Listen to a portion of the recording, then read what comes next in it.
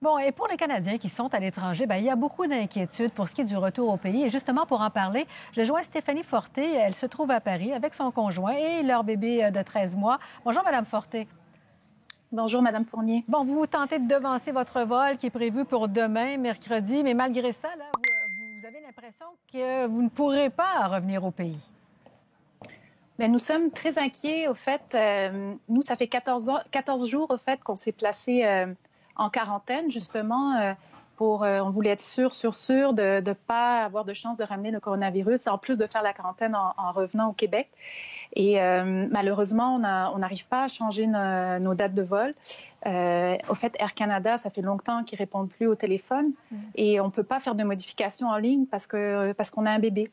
Donc, on est très inquiets et au fait, notre grande crainte, c'est de ne pas pouvoir rentrer et aider à la ligne de front au Québec dans cette crise sanitaire. Bon. Est-ce que vous avez envisagé la possibilité de rester en France jusqu'à ce que les choses se tassent un peu et qu'on puisse d'abord, entrer en communication avec Air Canada, peut-être entrer en communication avec l'ambassade du Canada pour pouvoir faciliter votre retour? Donc, c'est sûr que ça va être le plan B.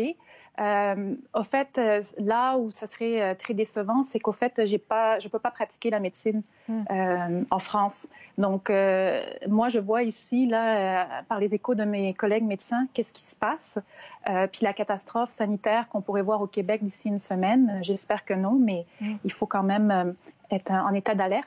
Donc, pour moi, ça serait vraiment dommage de rester ici et de ne pas pouvoir contribuer au fait, aux efforts. Donc, c'est pour ça que nous faisons notre possible pour rentrer. Mais avez-vous demandé l'aide de l'ambassade du Canada? Absolument. Donc, on s'est inscrit premièrement sur le site du gouvernement. Nous avons appelé aussi le numéro d'urgence en disant que justement, que je suis un personnel médical et qu'on a un enfant de 13 mois. Et au fait, on nous a dit que pour l'instant, il fallait se tourner vers les compagnies aériennes.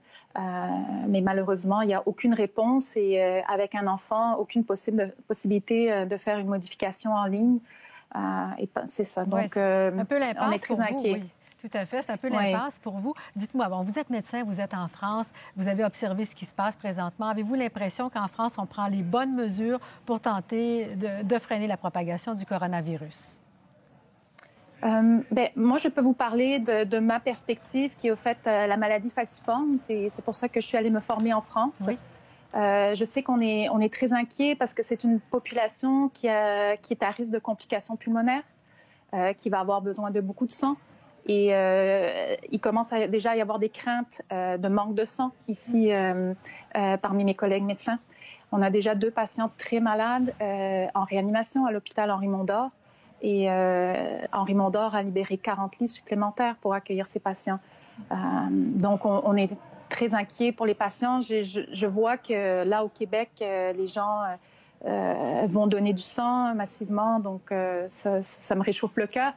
Mais je suis quand même très inquiète quand je vois ce qui se passe ici. Oui. Donc, la suggestion du premier ministre Legault qui demande aux gens d'aller donner du sang, c'est une très bonne idée, à votre avis? Absolument. Alors, pour les patients avec la maladie falciforme, mais aussi pour les autres patients avec des cancers ou d'autres maladies. Donc, ça va être très, très important de maintenir les dons. Et on le voit ici parce que, justement, il va y avoir besoin de plus de dons durant cette période-là. Et c'est un problème qui va persister durant la crise. Bon, alors, qu'est-ce que vous faites à partir de maintenant là, pour tenter de rentrer au Canada? Là? Quelles sont les mesures qui vous restent? Quels sont les derniers recours que vous avez pour pouvoir monter à bord de cet avion, s'il y en a un? Bien, on a encore essayé d'appeler Air Canada, on a essayé avec différentes compagnies aériennes, mais on n'a pas de réponse. Donc là, on attend à l'aéroport parce qu'on craignait de ne pas avoir de taxi, justement de ne pas pouvoir arriver à l'aéroport et on attend. C'est tout ce qu'on peut faire. Vous êtes à l'hôtel de l'aéroport. Est-ce qu'on vous offre certains services? Est-ce que c'est difficile d'obtenir de la nourriture? Est-ce qu'on a tenté de fermer certains restaurants, par exemple? Mais tous les restaurants sont fermés, les salles de sport sont fermées. Nous, il y a 14 jours, on avait fait une grosse épicerie, donc on se débrouille avec ça. Avec la petite, c'est pas toujours facile, mais on s'arrange.